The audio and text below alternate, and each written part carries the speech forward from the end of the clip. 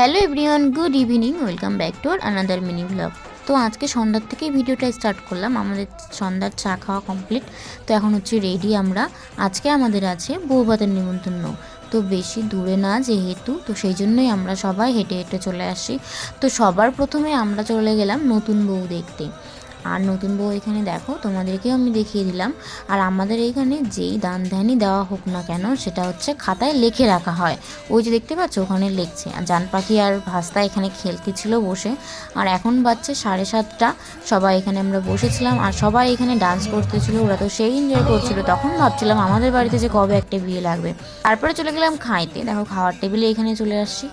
তো আজকে খাওয়ার মেনুতে ছিল লেবু, স্যালাড, ভাত, ডাল, পাঁপড়, বাঁধাকপির ঘন্ট, কাতলা মাছের ঝোল, মাটন, চাটনি, মিষ্টি, দই।